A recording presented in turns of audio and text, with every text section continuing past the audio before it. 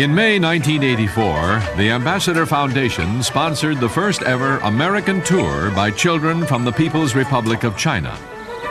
The Little Ambassadors of Shanghai began their tour in California. They stayed on the Ambassador College campus in Pasadena. When they met the foundation's president, Herbert W. Armstrong, they immediately adopted him as their grandfather. Their formal American debut came later on the stage of the Ambassador Auditorium.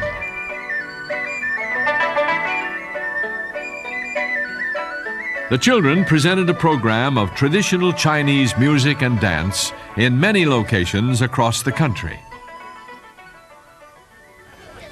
They visited several major cities, including San Francisco and Washington, D.C., where they entertained guests of First Lady Mrs. Reagan in the East Room of the White House.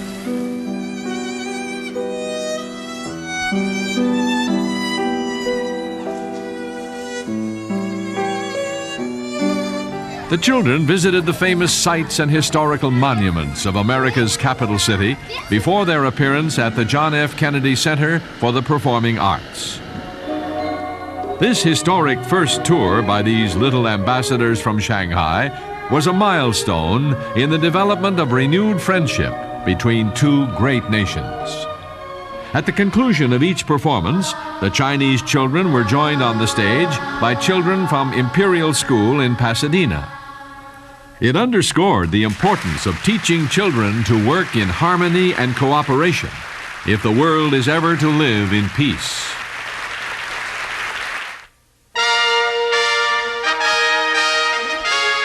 The World Tomorrow.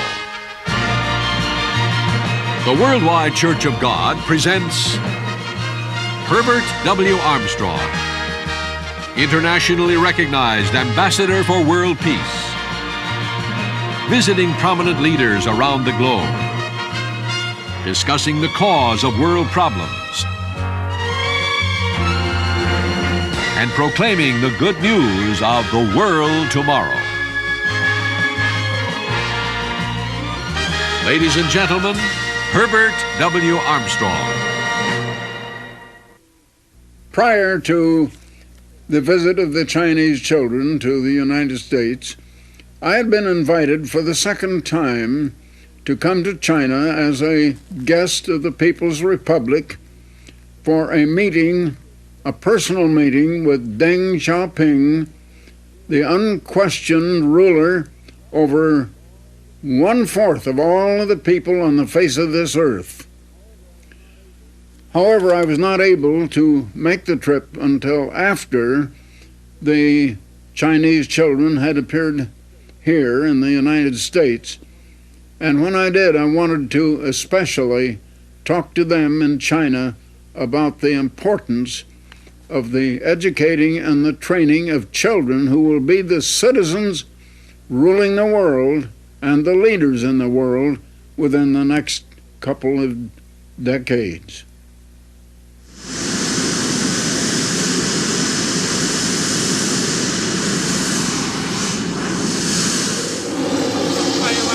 Mr. Armstrong was met in Beijing by an official delegation from the Soong Ching Ling Foundation and the Chinese People's Association for Friendship with Foreign Countries.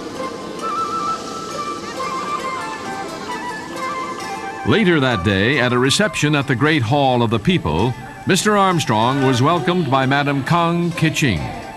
Madame Kang is the widow of Marshal Zhu De, who, with Mao Zedong and Zhou Enlai, was one of the most important leaders in the history of the People's Republic.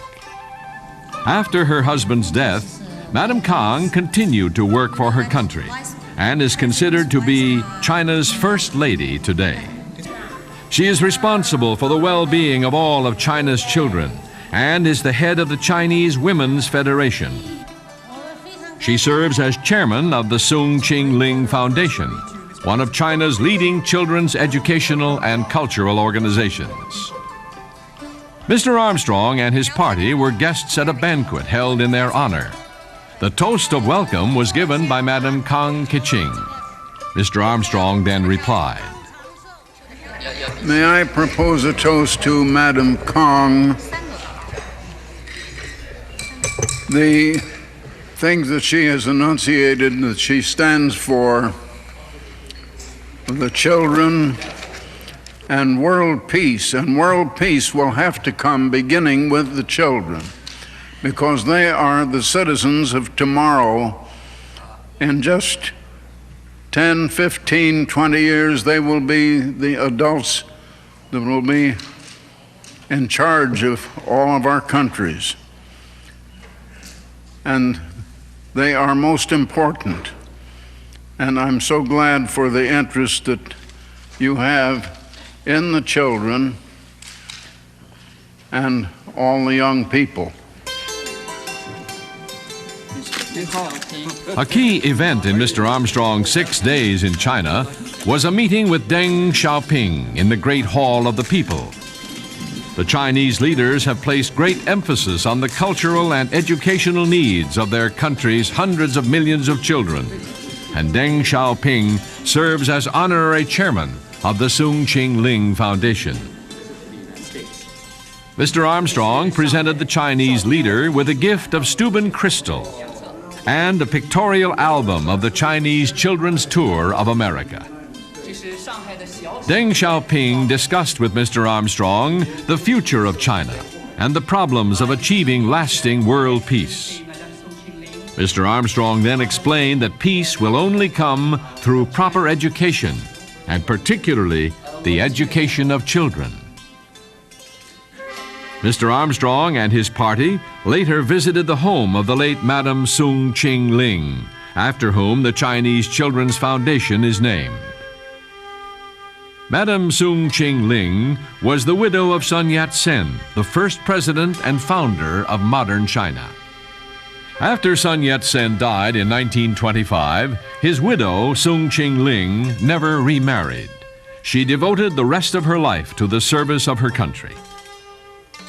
She is known affectionately as the grandmother of Chinese children because of her great love of children and the long years that she spent dedicated to their well-being. On the last evening in Beijing, Mr. Armstrong hosted a banquet for Madam Kang and other officials from the Soong Ching Ling Foundation at the State Guest House. 在这个短的时间里面啊，也就是我们 The Ambassador Foundation has done quite a lot of work during such a short period. 美国来的朋友 And during this time, our guests and friends from the Ambassador Foundation have begun to build a golden bridge. 老少少都可以在这个 And all of us, the old, the middle-aged, and the young, can walk along this golden bridge and make friends on it. 朋友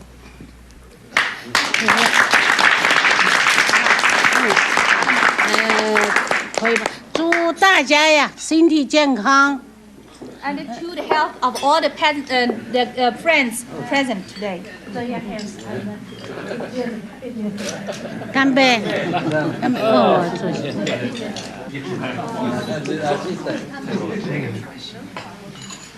I would just like to say that we are living in a world of contrasts, a world of awesome progress, advancement in technology, in engineering, in production of every kind, and yet at the same time, a world that is filled with evils, and the evils are multiplying more rapidly than the progress. Why do we live in such a world? 为什么我们生活在这样一个世界里边呢？ Why cannot we solve all of the problems? Why cannot we have world peace? 为什么我们不能解决这些问题？为什么我们没有世界的和平？ I can answer in just 2 words: human nature. 我的回答就是2个字，这就是人性。Human nature always seeks to get and to take, but has no concern for the good of others. 人性就是这样子，他们只想拿走，只想得到，但是从来没有想到给别人。If we're going to have real world peace, we will have to overcome that tendency of human nature. 如果我们想得到真正的世界和平，我们就必须克服人性当中的这种弱点。We cannot, there's an old saying, you cannot teach old dogs new tricks. 我们有一种传统的讲法，就是你不能教给那些老狗新的花招。If we try to reform the thinking and the ways of mature and older people, we shall never succeed. 如果我们想改变那些成熟的成人的思想和生活方式，我们是永远不会成功的。The only hope for world peace lies in teaching children and little children and young people, beginning at a very early age, the way of generosity, the way of giving, of sharing what they have with others, the way of having concern for the good of others. And that must begin with little children. 这种工作呢，必须从儿童就开始做起。We cannot change the selfish living habits of adults and older people. 我们是不能改变那些成人的自私的生活方式的。That is one reason we're so interested in proper teaching and education for the little children. 这就是我们为什么对这个正当的教育儿童和青少年的这个原因。I can just say that when it comes to world peace, I will have to agree with the editor of a large business magazine in the United States, who said it would now seem that the world's only hope lies in the sudden appearance of an unseen strong hand from someplace. That editor was referring to the great Creator who created us all out of the ground, all of one human flesh. 这个编辑所指的就是我们的造物主。And I can tell you that that great Creator is going to appear, is the unseen hand that will come and save us. 我要告诉你们大家，这个造物主是会出现的，这种没有看见过的手也会出现的。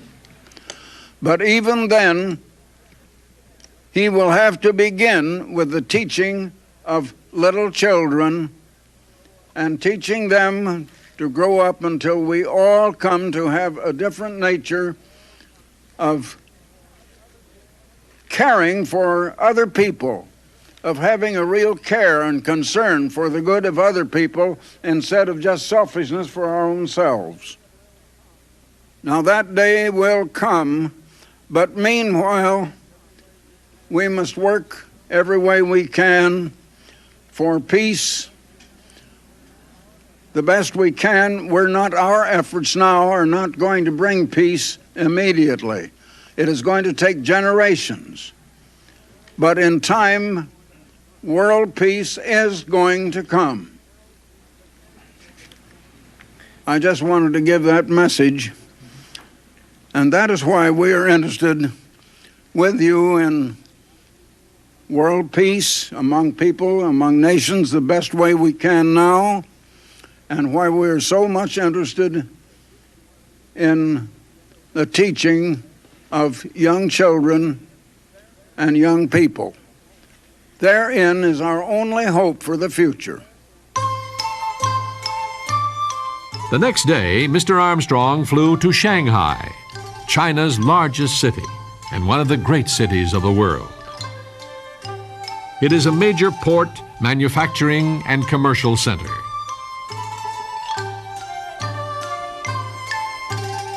At the cemetery park, Mr. Armstrong visited the grave of Soong Ching Ling. The quiet dignity of its setting reflects the honor with which the Chinese people remember this great lady.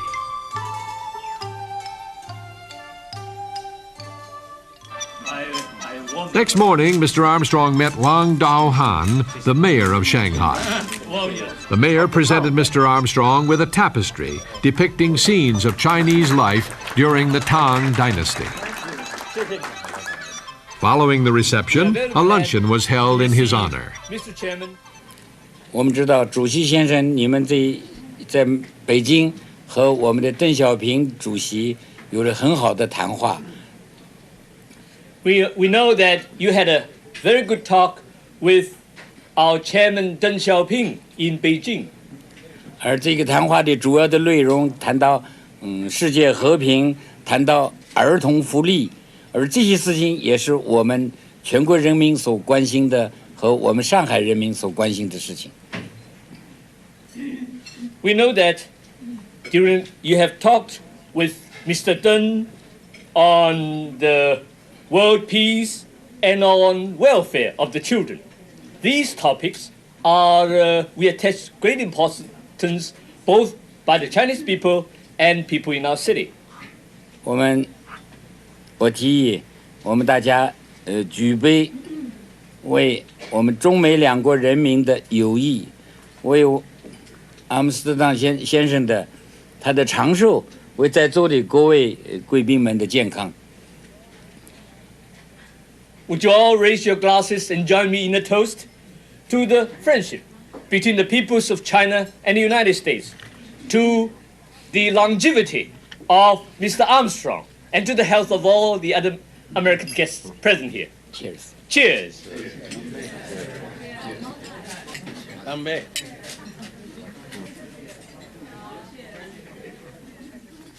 I would like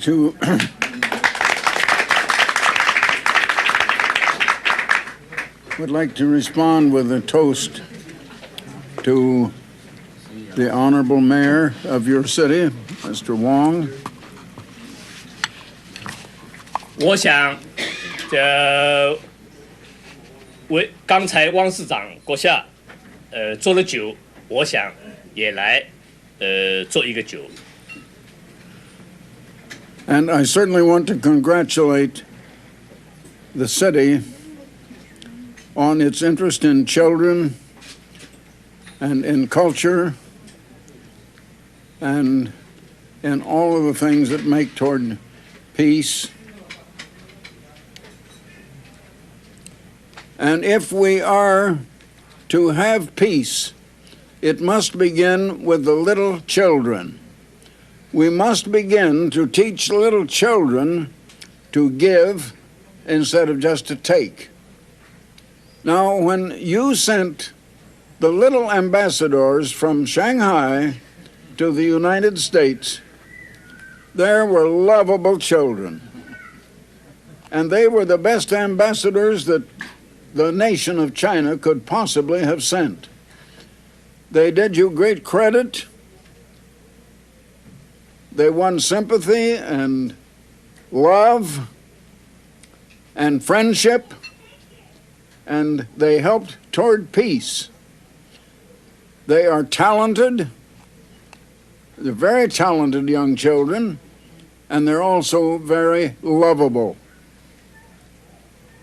And I was so greatly honored when they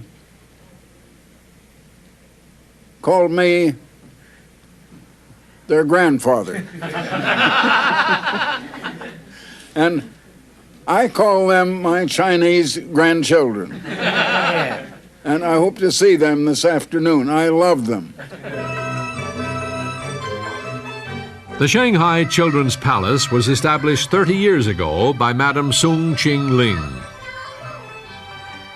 It provides education and training in music, dance, art, science, and crafts for over 2,000 Shanghai children. This palace was the first of over 4,000 similar facilities in all parts of China.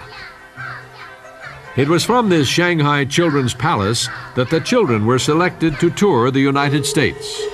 The children had come to know Mr. Armstrong well while visiting America, and they prepared an unforgettable welcome for him.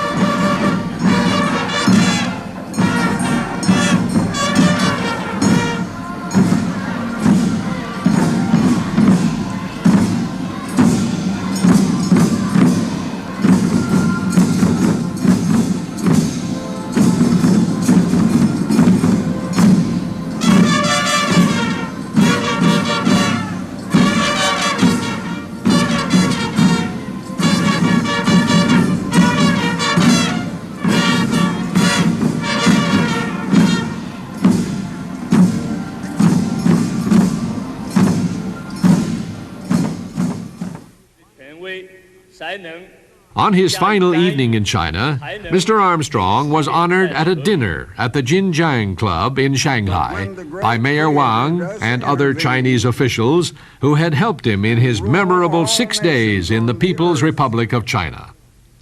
There, Mr. Armstrong again stressed the importance of the proper teaching of little children.